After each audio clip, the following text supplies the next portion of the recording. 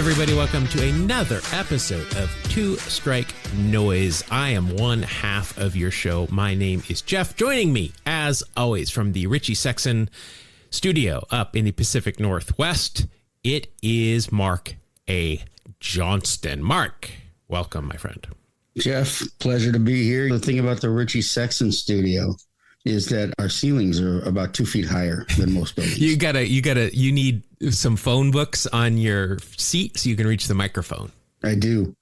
Yeah. And the good thing is if Randy Johnson ever decides to show up, he'll be well accommodated. Yeah. You know how tall Richie Sexton is. Yeah, he's pretty tall. He's 6'7". That's for all my parents out there that have kids that are shouting that nonstop. This whole 6'7" thing, which means nothing, but I guess if you have kids, you've probably had it. And the fact that we are talking about it means it's over. But I did do this though. I did look up players who are 6'7". Nice. Which is why you are in the Richie Sexton studio this week. I see. He was 6'7". Also 6'7", Aaron Judge, O'Neal Cruz for some current ones. Frank Howard. I feel like I mention Frank Howard all the time because I love me some Frank Harold. I love me some Frank Howard. The Capitol Punisher. The Washington Monument. We mentioned him last week, didn't we? On the Halloween. I'm sure we did. Yeah. He comes up a lot. He's a very interesting guy. Yeah, I really like him. Also, James Wood, current outfielder for Washington. He's 6'7". I didn't know that. Ryan Minor, you remember him with the Orioles? Sure. 6'7". Yeah. Let's see some pitchers. Andrew Miller, Michael Pineda. I know you remember Michael Pineda. Sure I do. Former Mariner. Tyler McGill. And there's some other guys here, but some of these I don't know and didn't play for very long. So did you just say Eddie Goodell? What? He was Never mind. 3 Eddie Goodells and half an Altuve. That is. There it is. You know what? I asked a trivia question before we get to BP. I asked a trivia question like 2 weeks ago, and I haven't gotten. Usually we get a lot of answers for trivia questions. Nobody has answered the question in baseballs. How much does the Chicago White Sox mascot Southpaw weigh? Come on, guys. You think that would be right on the tip of somebody's tongue? I mean, if we're talking 3 Goodells and half an Altuve, we're already in that space. Just equate it to baseballs, the weight of baseballs, and Southpaw. It's not that hard. But if somebody can get this correct, they can come up with the next trivia question. Otherwise, we're not going to have trivia. It's staying there. I'm going to ask it every week until somebody gets me the weight in baseballs of Southpaw, because I know it. All right. Enough of my rant. Let me get off of this little soapbox there. All right. Let's get into BP, Mark. What do you say? Let's do it. What's up? All right. So we're recording this before Game 6. So we don't know how the World Series has ended. Hopefully, I saw a graphic that said who's rooting for who, and the entire continent of North America was Blue Jays except for California. And I'm like, that could not be farther from the truth. You could put a little Dodger blue spot down in LA, but nobody here in the Bay Area is rooting for the Dodgers. That's true. Yeah, good point. My goodness. Also, I saw an interesting thing. You know what Pantone colors are? I don't. So Pantone is that if you work in paint, or not paint, like if you're a painter, or you work in Photoshop, each color has a specific 6-digit code that different, so you can call it up. The code for Blue Jays blue and Dodger blue are 1 number apart. They are that close. Wow. I wanted to talk about this. This was in game 1 or 2, I believe. Everybody was all excited because there was right behind home plate at the Rogers Center was Colonel Sanders. Yes, I saw that. I want to know, do we have a new curse? Because the Colonel shows up and the Hanshin Tigers have lost to the SoftBank Hawks in the Japan series. Yeah, what's going on with that? That's eerie. Hanshin is like, arg, what is wrong with you people? Yeah, I think isn't the original Colonel that they tossed, isn't it in a warehouse like with the Ark of the Covenant somewhere at this point? Yeah, I believe I saw that at the end of the movie. Yeah, That would have been great if they would have a little Easter egg that I don't think they should have wheeled it in and put it next to the Colonel. Yeah. It was a little late for that since it was like 1943 or whatever. And never mind. This is not the movie podcast. No. What's that one again? That's Ode to Piranha 2, The Spawning. Oh, okay. Were you in that one? No, I wish. I haven't been in anything that huge. Oh, it's a real movie. Shows what I know. Well, let's talk about movies. How perfect segue, Mark. I'm going to give you an A+ from your podcasting class. Thank you very much. I'm shocked. So let's talk about Bull Durham. We talk about that quite a bit. Ron Shelton wrote the movie and directed it.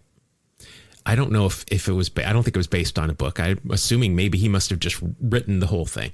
He has also written the musical for Bull Durham. Oh my! Which this New York Times article called a bunt is how they described the musical. It is full of it's a musical, so it is full of country songs, which I guess makes sense for baseball in Durham, North Carolina. Yeah. Is North Carolina, right? It wouldn't have been the same if it were grunge, would it? Not unless it was about the Rainiers. Exactly. Or the Tigers, I guess, at that point. Yeah. But Nuke is purely just comic relief in this thing, apparently. Bordering, it said, on caricature. But get this, he can dance. Oh, okay. He can dance. It's like a Footloose met Major League. It's Nuke LaLoosh in the Bull Durham musical. One of the most famous pieces of dialogue, though, from the movie is Crash's I Believe speech. Yes. Literature, conspiracy, scotch, the curveball, all that kind of stuff. It's got everything. Now it is a song which I am desperate to find a copy of, and I can't. So I can't tell you if it's good or bad. I have an idea. But yeah, good news, though, is they do wear actual real stirrups in the stage production. That's awesome. I know. I'm guessing the actors hate it because stirrups are not easy to put on. And I did look, they were all wearing, the picture I saw, they were all wearing real stirrups. They were all wearing them the correct way. I think it might be that the wardrobe person is a fan of Two Strike Noise. Probably. Give us a shout. Give us please. When this tours, we'll go see it. But yeah. We are probably the internet's biggest advocates of stirrups. I don't think there's any way we couldn't be. Exactly. I think you're absolutely right. We need to put that on our bio. That's a great idea. I agree. Speaking of baseball history, because that is in our bio, let's talk about Lou Gehrig for a minute. Lou Gehrig's uniform from his final Yankee Stadium appearance sold at auction for $2.7 million. Wow. It was photo matched to the jersey he wore on October 5th, 1939, the last time that Gehrig wore a Yankees uniform at home. So it was authenticated. Now, this is directly from the article, how this jersey came to be. Quote, the jersey had been originally preserved by a dry cleaner who was tasked with cleaning the uniforms for the Yankees minor league affiliate, the Newark Bears. Noticing that Lou Gehrig's jersey was among those headed for minor league use, the cleaner coveted the final home shirt worn by the Iron Horse and retained it for over 50 years, end quote. So coveted and retained. So the cleaner stole it, is what they're saying. Exactly. He coveted and retained it. He stole the jersey, and now he's making bank from an auction of said jersey. Maybe the statute of limitations had run out. I'm guessing it had, but still, that's... I hope he donates a lot of that to like ALS research. Yeah, that would be nice. That would be the thing to do. It is not the same jersey that he wore during his Luckiest Man speech on July 4th of that year, 1939. That jersey, the cleaner that cleaned that one has not brought that one forward. Nobody knows where that one is. Probably doesn't anymore. But if you were a cleaner in New York in the 30s, late 30s, early 40s, check your inventory. Yeah, look in some of the older boxes. And then don't walk around like Costanza eating a hot dog. No, don't do that. You are so on it today. I can't even believe it. Segueing to Seinfeld. No way. Yes. We got an email. I don't remember how we get it. We have so many ways to talk with this. We got a new listener, Scott, that sent me a quick blurb that in season 1 of Seinfeld, in Jerry's apartment on top of the refrigerator, there's a box of Donruss cards. It's definitely 1990 Donruss, much like the one I am legitimately staring at right now, that I have already picked a card out in honor of that we'll use in Wax Facts Heroes today. Oh, nice. So I didn't know that there was baseball cards in Seinfeld at any point, but there they are. In a Reddit thread, somebody said there are actually a couple of different boxes that show up throughout the series on the refrigerator. So I'm not sure if I believe that or not, but I guess I'm going to have to go through and watch the entire series again to make sure. I guess that's going to be on part of my assignment too. Yeah, I guess so. Darn it. I don't dislike doing that. No. But I'm going to say it might be when I do it, because I'll start it here pretty soon. Maybe like my legitimate, I watched them all when they were on. I watch syndication all the time. Yeah. Just sitting down, though, and watching it on Netflix or whatever from start to finish. I've done that, I think, 3 complete times. So it'll be my 4th official watch through. What's nice. Your number? What's your body count on the Seinfeld watch through? I don't know. I've only watched, I have the whole set on DVD, and then I have it on, I bought it on electronically, but I swear I only watch it when it's like actually on TV and I see it on. You got to sit through the commercials then. I do, like a dope. Yeah. I think The Office for me is typically when I get to the end, I just start over again. That one I've binged a million times. It's Always Sunny. I've done that a million times as well. Those are my shows for sure. Yes. Mine would be Game of Thrones and Breaking Bad. I have never seen either of those. Oh, one more. Deadwood, which is the finest television show ever made. It's a Western, right?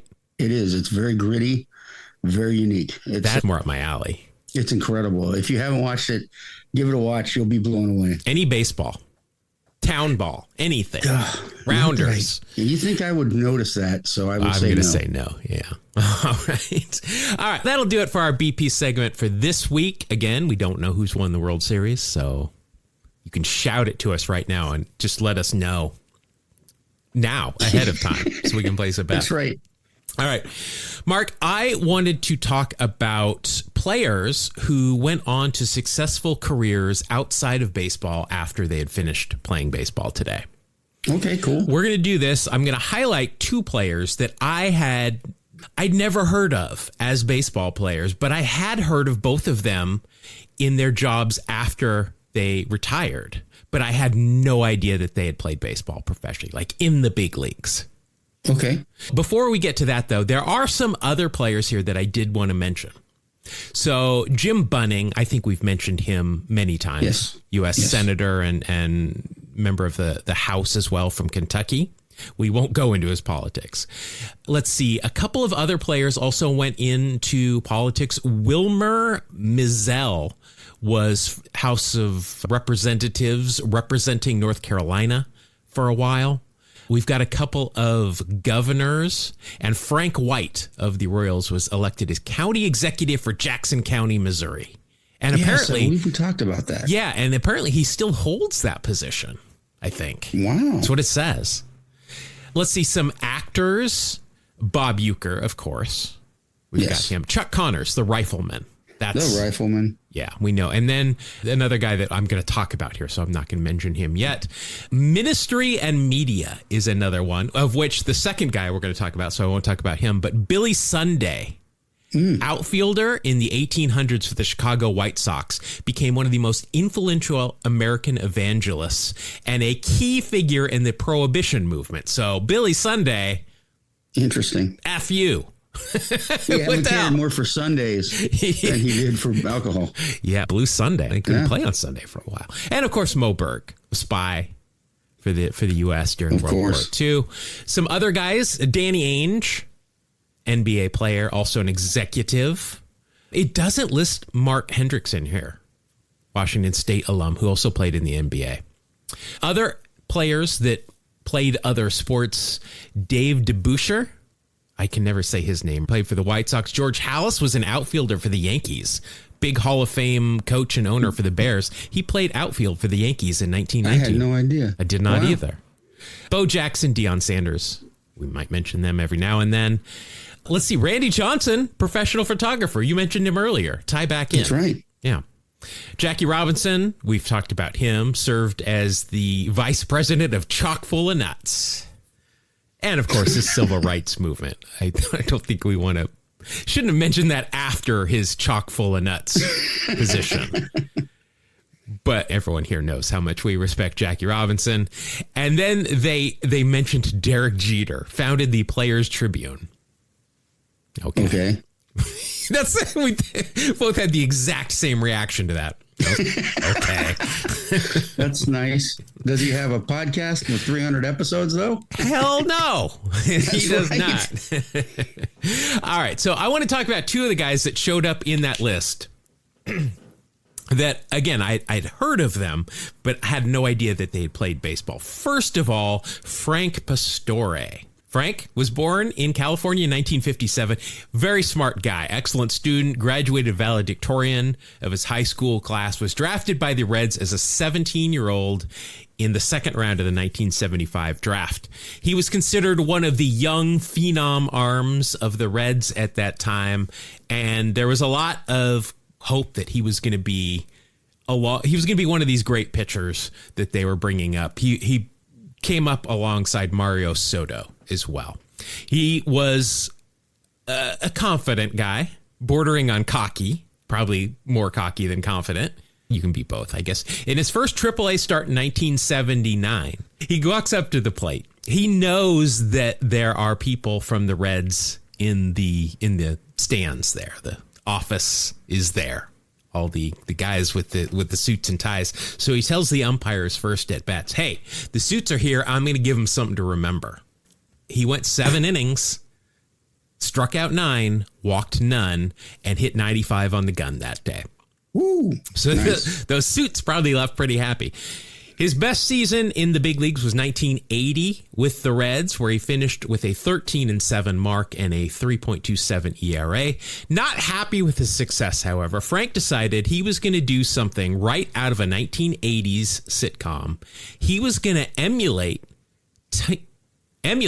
teammate Tom Seaver's every move on and off the field. Okay. This is going to end up with them sharing a room where they're going to put tape right down the middle and they can't go into the other half of the room. That's it. Yes. This is scary. Now that's all the article said. They didn't mention anything else about that. Several articles said, I'm going to try and emulate Tom Seaver. Off the field, what he did, I don't know. Maybe he used the same laundromat, same shampoo, ate at the same deli. Don't know. It didn't work. Whatever it was. Very similar to Bo Belinsky. He had that big year early and then never had another winning record. He went 29-44 with a 4.5 ERA the rest of his career, including, this isn't really a low light. This should be a highlight for him. He gave up Carmelo Martinez's first career hit, which was a home run. Of course. My boy, Carmelo. According to his Baseball Reference, his career is similar to none other than Toma Oka. Check it out. I'm Tomokazu Oka of the Montreal Expos. Oh, yeah? Well, I'm Esteban of the Tampa Bay Devil Rays. And I'm the man at the ballpark everyone hates. The umpire? No, Billy Crystal. He developed arm issues. He lost velocity and command pretty quickly. It didn't help either that he was hit on the elbow by a comebacker. He stayed in the Reds organization through 1985 and then played one final season with the Twins. After retiring, though, Pastore went back to school, earning a degree in business administration and a master's degree in philosophy of religion and ethics, where he graduated summa cum laude again. This dude was smart. Boy, I guess. He then earned a second master's in political philosophy and American government. These classes sound like they would be so much fun. Absolutely. So much fun. While recovering from that elbow injury, he also wrote a book about his journey titled Shattered, Struck Down But Not Destroyed. Maybe the biggest moment of his career, life for that matter, I don't know, came January 5th, 2004, when he began hosting the Frank Pastore Show on KKLA-FM in Los Angeles. The program quickly became one of the largest Christian talk shows in the United States. Wow. Mark and I are debating if it's Frank Pastore or Frank Pastore. The Pastore gives it more of a mob feel, which I like. So we're going to go with that. Yeah, well, it does got a... Yeah, I got you. All right, so completely separate from that, though, also while taking a break from the pulpit, I guess, Frank managed to set a record for eating a 72-ounce steak at the Big Texan Steak Ranch in 9.5 minutes. You're risking your life with that. That's half a cow in 9.5 minutes. That record stood for 21 years before my boy Joey Chestnut broke it in 2008. Of course, it was Joey Chestnut. Joey Chestnut. Does he just travel the country like doing eating challenges and then eats for free? So, yeah. He makes a lot of money doing it. Yeah. So Pastore was an avid motorcycle rider, and on his show, November 19th, 2012, he discussed the dangers of riding and eerily predicted how he thought he might die. Oh, geez. I mean, look, you guys know I ride a motorcycle, right? So at any moment, especially with the idiot people who cross the diamond lane into my lane, all right, without any blinkers. Not that I'm angry about it, but at any minute, I could be spread all over the 210. But that's not me. That's my body part. Apparently, Mark, Frank had never seen the Final Destination movies. Yeah. Because just hours after saying this, he was critically injured when a car collided with his motorcycle on the 210. Frank was thrown from his bike and suffered serious head injuries. He died a month later in December from complications after being in a coma since. Wow. So you just don't talk about those things. Those Final Destination movies, they aren't a joke. Real stuff. They're not? No, it's not. Okay. Not a joke. It's not comedy, people. All right. So that was Frank Pastore. I'd heard of him before as a pastor, but I'd never heard of him I didn't know he played baseball. Had some success. You brought up Billy Sunday, who, Sunday preacher on Sundays, and Pastore. Oh, yes. Are you going to talk about Bubba Church next? I don't know who Bubba Church is, but no, I'm not. Oh, okay. I don't know. I'm going to talk about John Bernardino. Does that do anything? No. Bernardino, no. John Bernardino. He was a light-hitting utility infielder. He spent 11 years in the bigs for the Browns, Cleveland, and Pittsburgh. He's a career .249 hitter. Not a lot of power, no speed at all. And after leading the league in errors in his first two seasons as a midfielder, after leading the league in errors his first two seasons, a midfielder the other 9. I don't know what that means. I wrote it, but I don't know what it means. Let me just read that again. A career .249 hitter, no pop, no power, no speed, and led the league in errors his first two seasons. So maybe this wasn't for him. He was a member of the 1948 Cleveland team, so he has got a World Series ring from the last time the Cleveland team won the World Series. Got that going for him. Wow, cool. Also, this is also known as the longest championship drought of any team that has ever won a title. Shout out to our friends in Believe Land. We stand Stephen Vogt. We believe in Stephen Vogt. At the age of 6, he appeared as an extra on a couple of Our Gang films throughout his entire baseball career. You see why I've picked these guys, right? These are sure. right up our alley. Through his entire baseball career, he made appearances in TV and movies, even working live on stage during the off-season of his baseball career. After retiring from baseball in 1952, Bernardino was able to start acting full-time with no pesky baseball season to get in his way. He had a supporting role as Sergeant Vince Cavelli in the 1961 TV series The New Breed alongside Leslie Nielsen. We're tying this into a lot of past episodes as well. Wow, no kidding. He also appeared in small roles in The Adventures of Superman, Batman, and One Life to Live. His movie credentials include several baseball-related films. Don't Look Back, the story of Leroy Satchel Paige. The Kid from Cleveland, that works well. Actually, here, I'll go on. I think I wrote something about that. And the original Angels in the Outfield. No Tony Danza in that one. Or Joseph Gordon-Levitt. I can't say his name. They did not appear in that one either. He appeared in The Winning Team about Grover Cleveland Alexander, which starred Ronald Reagan and Doris Day. A young Gene Mock also appears in that one. What? Yeah. Wow. The other name in this one is Hank Sauer, Bob Lemon, and Jerry Purdy, who Bernardino was actually traded for at one point in his career. It's all magic, all combined, all comes back together. His big break, though, came in 1963 when he landed the role of Dr. Steve Hardy on a new soap opera called General Hospital. He played that character for 33 years. Whoa. He appeared in 3,113 episodes. Oh, my God. That's the epitome of what you call a working actor, right? I guess. In 1993, he was given purchased a star on the Hollywood Walk of Fame. Bernardino is the only person to ever walk this planet that has won a World Series and has a star on the Hollywood Walk of Fame.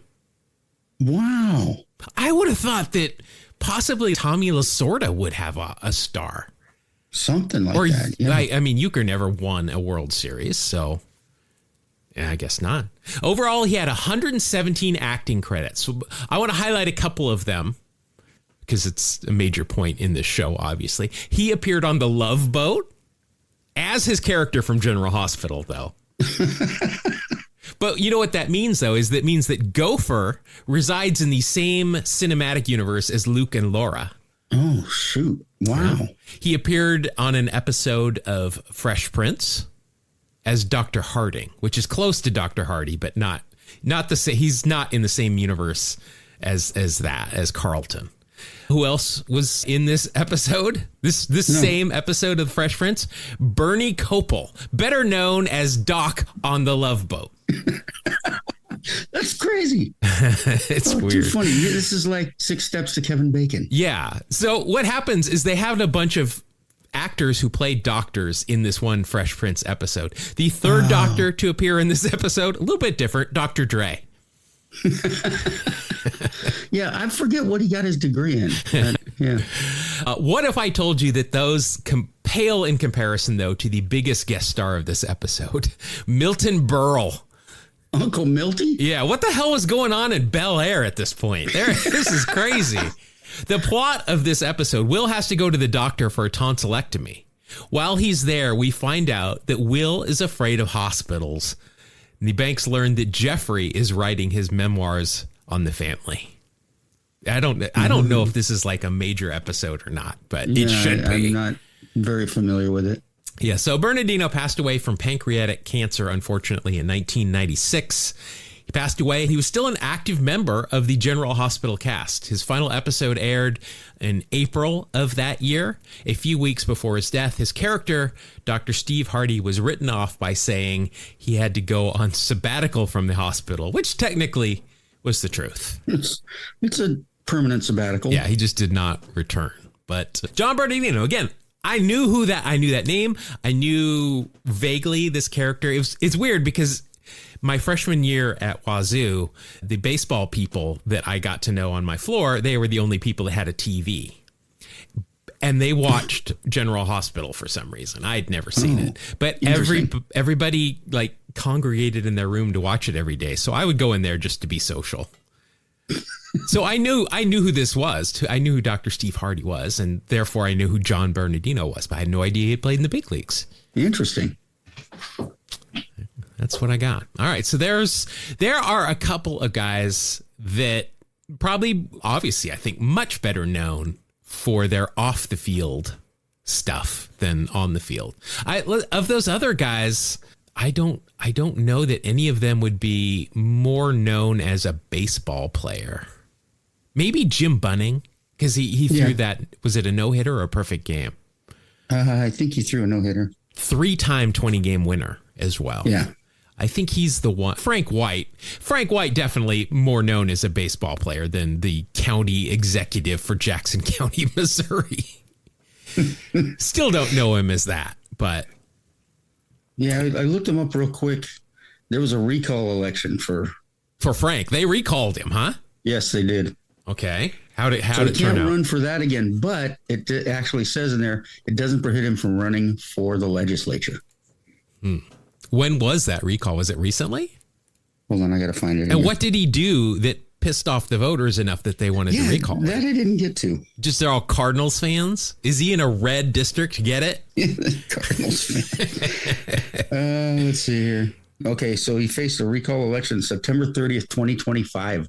Oh, wow. So that was very recent. That was a month ago. He's also stated he will not seek re-election in 2026, but left the door open to run for legislature. Wonder what he did. And then it says voters voted overwhelmingly to remove White from office. Oh, wow. Frank. We like Frank as a baseball player. I don't know. I don't know what's going on. I don't know what's going on in Missouri these days. All right. Well, that'll do it for our main segment of the show. Those are players had better careers after they finished playing in the big leagues. Nice. So, Mark, it is time for the final part of the show. It is time for Wax Pack Heroes. Wax Pack Hero! Gonna pull a Wax Pack Hero! Got stars in his eyes. Hero! On a podcast tonight. Hello again, friends. It's time for another installment of Wax Pack's Heroes. Before we can start, though, let's go over the rules. Mark and Jeff are going to play an old-fashioned game of war, except this is more like baseball reference war. They'll each get one card and will score the baseball reference war of the year of the card. But wait! They can add or subtract points depending on certain aspects of the card and the player's season. Any 80s baseball aesthetics the card displays will earn an extra 1/10 of a point. Or if they don't like something, like 2-in-1 stirrups, they can subtract a 1/10 of a point as well. Also, if the player won any awards that season, they get a 1/2 a point for each. If the player led the league in any categories, they'll get a 1/10 of a point for each positive category, but minus 1/2 a point for each negative one. If there's a Hall of Famer anywhere on the card, that's a whole extra point. If the player had a Costacos Brothers poster made of them, they get a 1/2 a point for that. If Ricky Henderson or Nolan Ryan get pulled, the round is over. Jeff automatically wins if either pulls a Ricky card, and Mark wins if Nolan is pulled. If the player has any pop culture references, they get a 1/2 a point, unless they appeared on Seinfeld, The Simpsons, or Sabrina the Teenage Witch. That, friends, is a whole point for each. If the player was suspended for off-the-field mischief during their career or are on the 2SN, don't talk about list, that's a minus a 1/2 and a whole point respectively.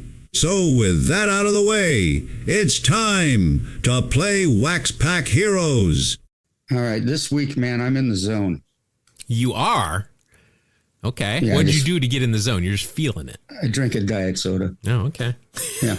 That's a, whatever gets you to your optimum playing. I was thinking about the course of my day, and that was the most exciting thing. Well, we live exciting lives here. Don't we ever? All right, let's look at the scoreboard, Mark. It is 3-2. You are in the lead early in this season. As I mentioned before, we're going to go with 1990 Donruss because we mentioned them earlier. A listener pointed out that there are 90 Donruss on top of Seinfeld's refrigerator in season 1. So we've got plenty of them. We're going to open a pack of them here. You already heard the rules by Vin Scully, so we're going to be going through and looking at their 1990 war. So without any further ado, all right, let's do it. Let's go. Mark, do you want to go first or second? First, please. All right. So your first card here is a lefty with real stirrups. That's good for you, from the Cincinnati Reds. It is Danny Jackson. All right, so you get a 1/10 of a point for the real stirrups. Nothing else going to help you here. Nicknames DJ or Jason. Okay. Full name Danny Lynn Jackson, but they're going to call him Jason. Maybe he probably dressed up as Jason for Halloween one year, and maybe he just always wore a hockey mask. Possibly. 2-time World Series winner.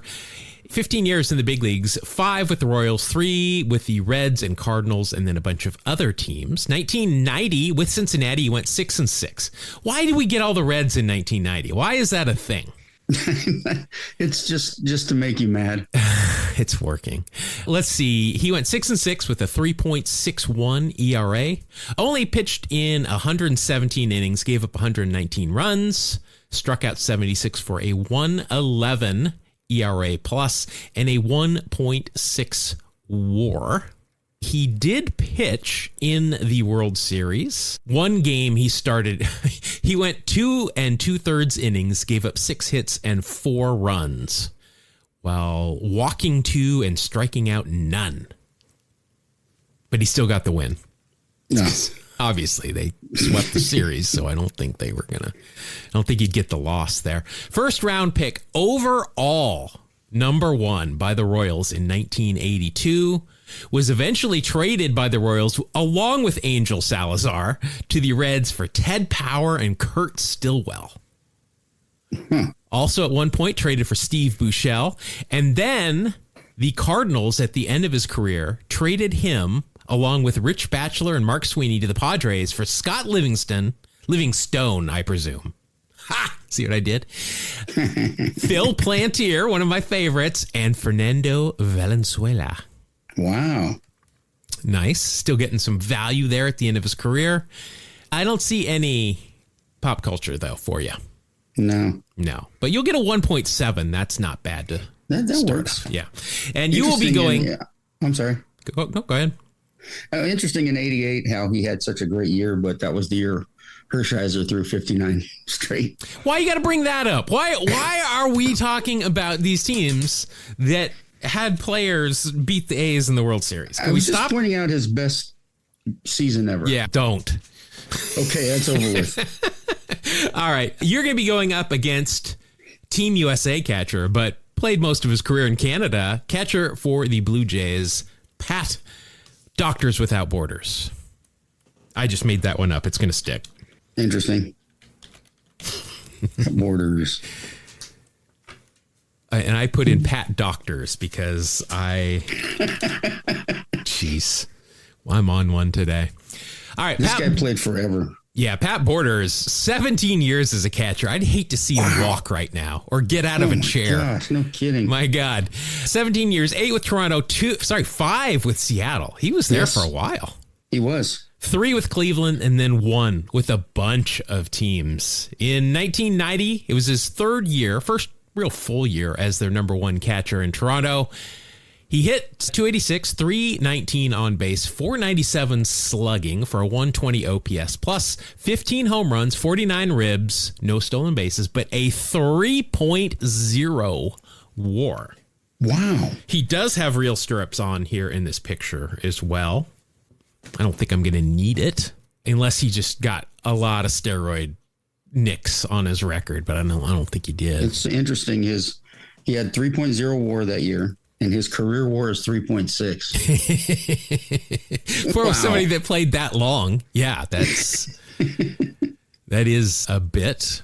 Nothing that is going to help me out, but I don't need it. Nope, you don't. Okay, fine. 1-0. All right. Next, you've got a guy that I've got personal history with. It is here with the Angels, Lee Stevens. And by personal history, I just mean an inside joke with the people I worked with at Atlanta. That's it. Nothing else to share. Lee Stevens, overall, 10 years in the big leagues, mainly a first baseman DH type. Mainly a first baseman DH type. Texas for 4, Montreal and California for 3, and then Cleveland for part of his final season in 2002. Rookie year in 1990. That's not good for you. Appeared in 67 games, 214 average, 275 on base. Wow. And slugged a 339 for a 73 OPS plus, 7 home runs, 32 ribs, and a minus 0.5 WAR. Nothing is going to help you on this card. That's for sure.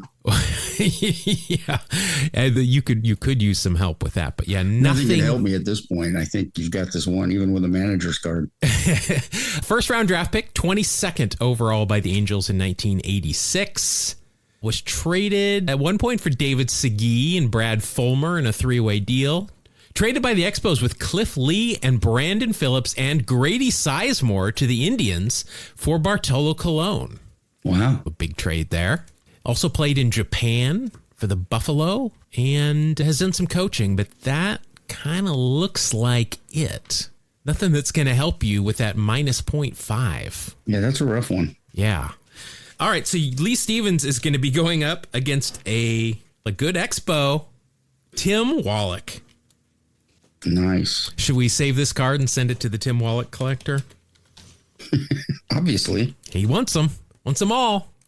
Let's see. Tim Wallach overall, father of Chad Wallach, current Hall of Famer. I think we've mentioned that before. Hall of Famer. Current player, not Hall of Famer. Player. Maybe a Hall of Famer. He's just got to pick it up a little. A lot, yeah. 17 years in the big leagues. Montreal for 13. The Dodgers for 4. The Angels just 1 year overall. Nicknamed Wally. Come on, that's a given.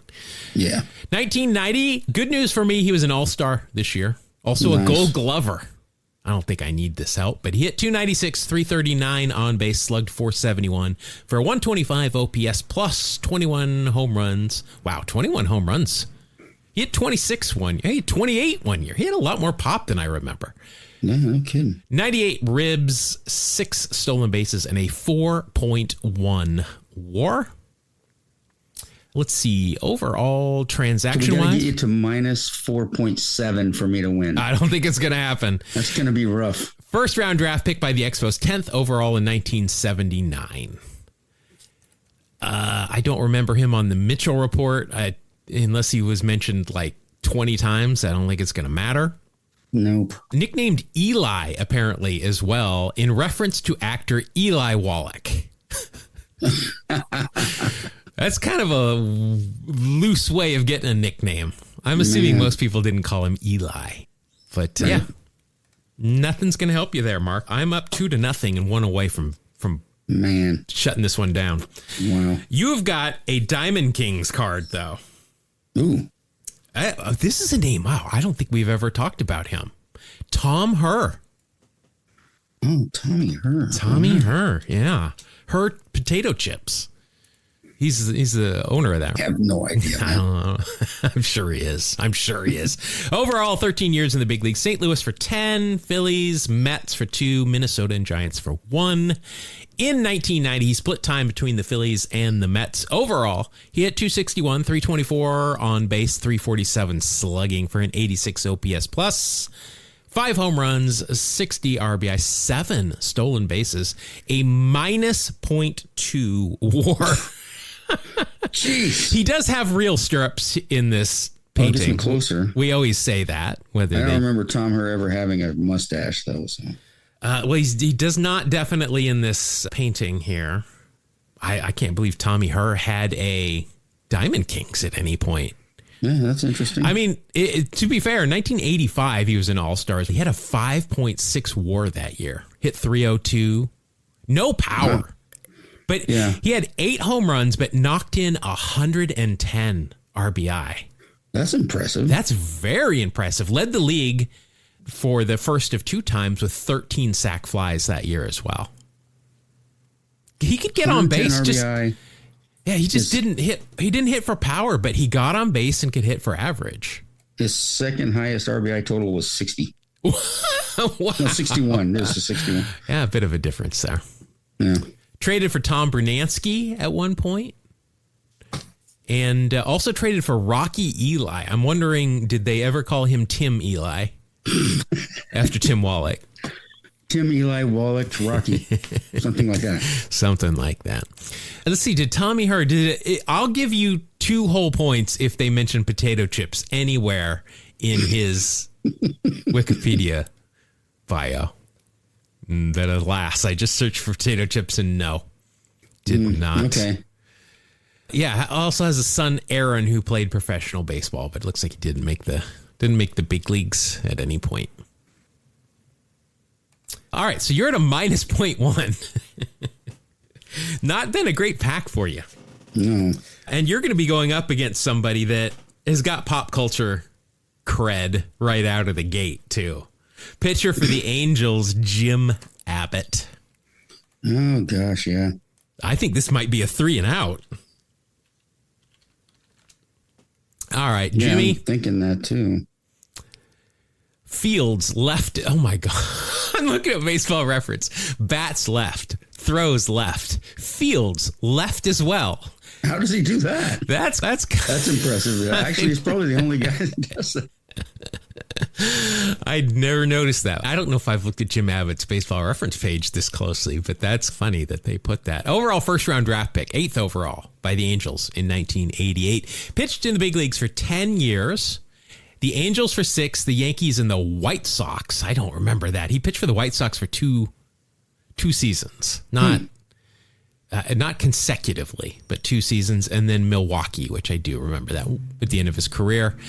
In 1990, he went 10-14 with a 4.51 ERA. He led the league in hits allowed, so that's a minus half a point for me, or a tenth of a point for me. So you've got hope.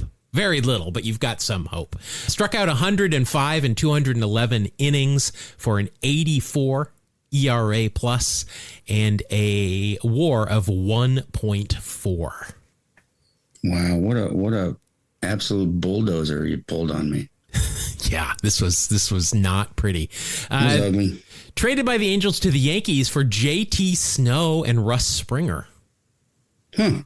I didn't know that he was traded for J.T. Snow at one point. That's pretty cool. Let's see. He's written a book. I don't know that we need to give him pop culture points. I mean, we don't need to, but I mean, this guy is so inspirational. There are other kids that have disabilities like him that are definitely inspired by him. He's also a motivational speaker. Yeah, very impressive. 88, he was the 8th overall selection, and in 89, he joined the Angels starting rotation. Very impressive. Not bad. Yeah. All right, we'll keep the rest of this pack for next week. I like this pack. We're going to run this pack out. I hate this pack. We're going to run that pack. That'll even the score at 3 apiece. All right, well, we're done a little bit early, but we don't have any other material to entertain you with, so we're going to let you get on about your day. We may not have had any material to entertain anybody with in the first place. Ouch. Ouch.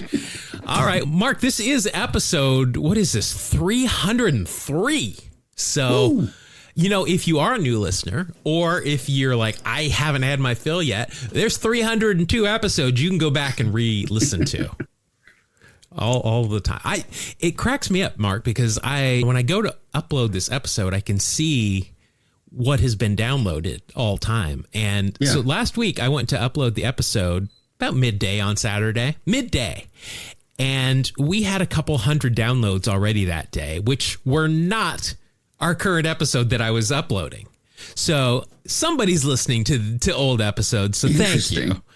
We are almost at 500,000 downloads overall. Wow. First of all, thank you to everybody that's listened to one or all of them. We just do this because we like baseball. We have fun talking, and apparently people like to listen to us and stuff. But yes, besides our wives. Oh no, that's definitely not true. It's definitely not true. My wife does not enjoy listening to me. But if you want more of us, guess what? There is more of us all over. If you want to check the show notes or Google us or anything, ask somebody on the street, hey, where can I get more Two Strike Noise? I'll tell you what. Just Google us or look at the show notes. But I am also streaming 3 times a week on YouTube and Twitch live in the morning, my time. We've got some of our longtime listeners are in there. It's a lot of fun. They can make fun of me for not knowing things. A lot of these episodes are being formed during these live streams as well. Come up with a lot of stories that I had not heard. If you want to come in and join us, or you can watch the VOD, that's fine. You can watch it on either platform at your convenience, but I appreciate that. Mark, you also have an email address that people get a hold of us on. Please, we're very needy. Write to us at Two Strike Noise, spell it out, TWO Strike Noise @gmail.com. There you have it. That's how you get a hold of us. All right, that'll do it for this week's episode. I hope everyone had a safe, happy Halloween. I hope that they are dancing in the streets of Toronto as we speak continually. And yeah, that'll do it. We'll see you again on the next episode of Two Strike Noise. Thank you. God bless you. Have a great day.